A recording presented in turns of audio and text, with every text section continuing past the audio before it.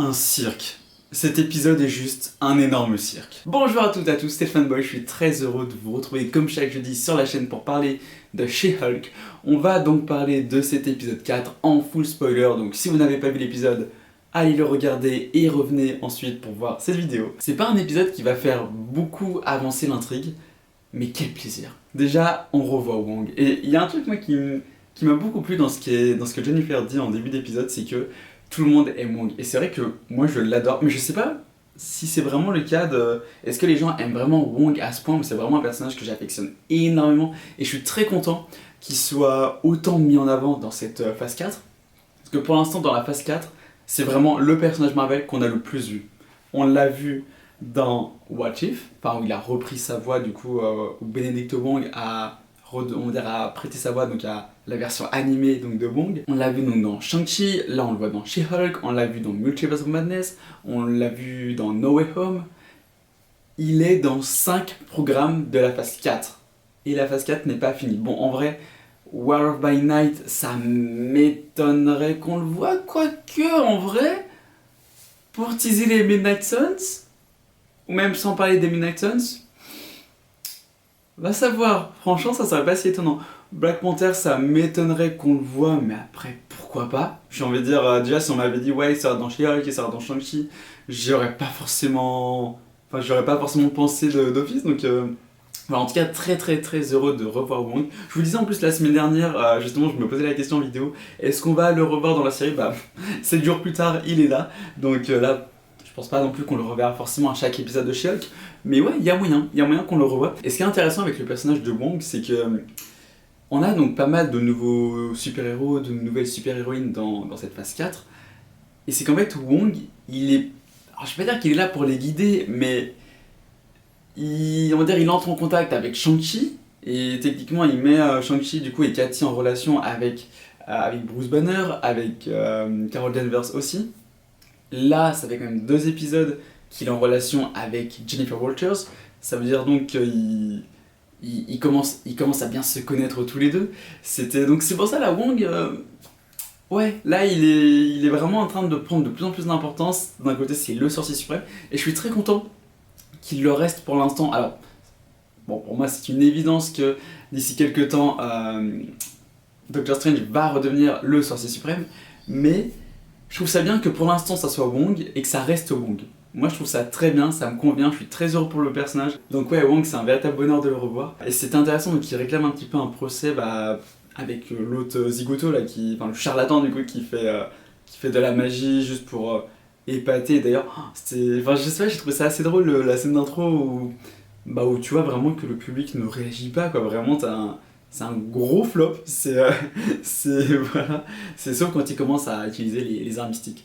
Et c'est vrai que ce qui est intéressant, c'est que on dirait presque qu'en fait, j'ai l'impression que tout le monde pourrait utiliser donc cette magie-là, donc la magie des arts mystiques, mais il faut vraiment l'utiliser avec respect quand il le faut, pas juste pour épater la galerie, mais pour Wong qui est sorcier suprême en plus, ce que le charlatan il fait, donc c'est presque honteux. Et c'est vrai que c'était assez marrant, donc toute cette partie du procès avec...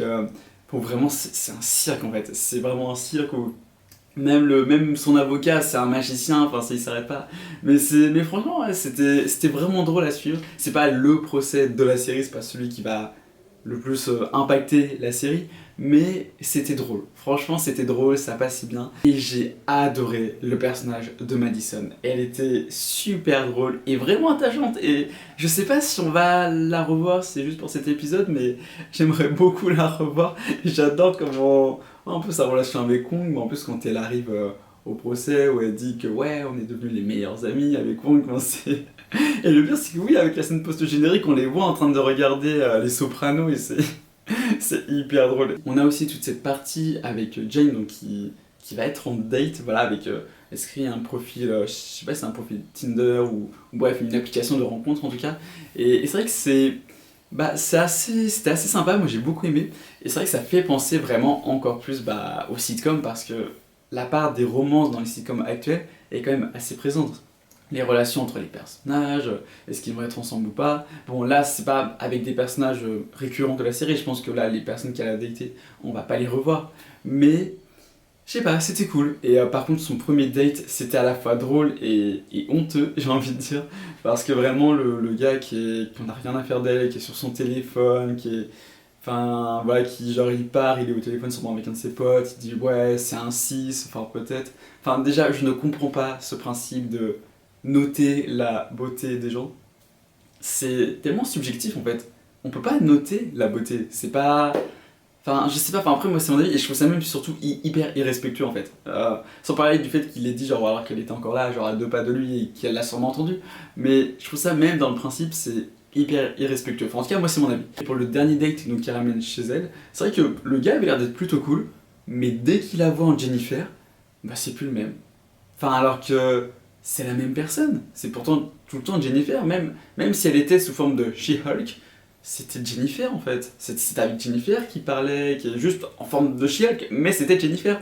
Donc c'est pour ça en fait, enfin, je comprends pas son comportement, c'est stupide en fait. Je veux dire, c'est la même personne, donc c'est vraiment.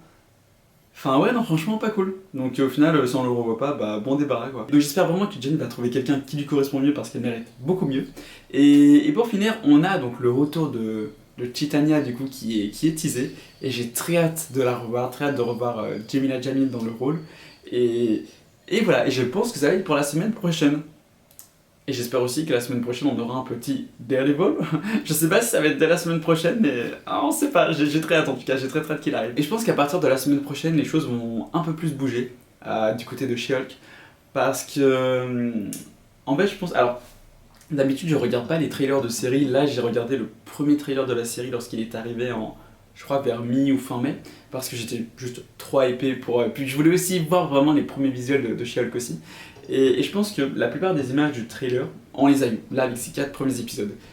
Et on va dire tout ce qui est la presse un peu, a eu accès aux 4 premiers épisodes seulement. Ce qui fait que pour que la presse ait accès en avance aux 4 premiers épisodes, avant même que le premier épisode ne sorte, c'est que vraiment les 4 premiers épisodes sont entre guillemets les plus calmes où on va dire il va se passer le moins de choses et tout. Alors ça veut pas dire que les 5 épisodes qui restent vont être juste insane, ça va être incroyable et tout, il va se passer des trucs de fou à chaque épisode, mais voilà, là on va dire on a vu la partie, on va dire la première partie la plus calme.